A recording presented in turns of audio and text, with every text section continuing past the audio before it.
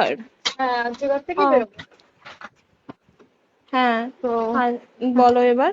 বলছি ওটা হয়েছে কি বলতো, ও 2টো অব্দি পেশেন্ট দেখেছে, ঠিক আছে। রাত্রে পেশেন্ট দুটো? রাত্রি 2টো, ঠিক আছে। আচ্ছা।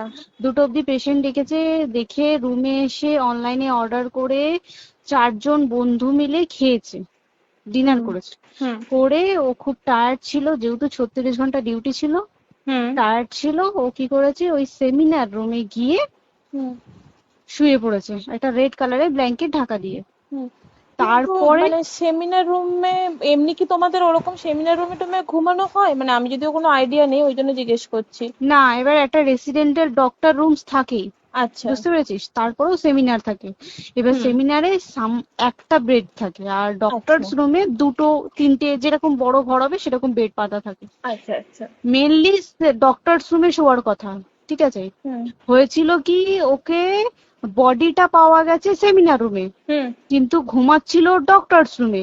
যে হুম রুমটা তোর এখন ভাঙা হয়েছে, দেখেছিস রুমটা ভেঙেছে, হুম হুম হুম হুম, একটা ভিডিও ঠিক দেখছিলাম। বাথরুমের পাশেই, হুম ঠিক আছে, মানে বাথরুমটাকে অজুহাত দিয়ে হুম। ওই রুমের দেয়ালটা ভেঙে দিয়েছে।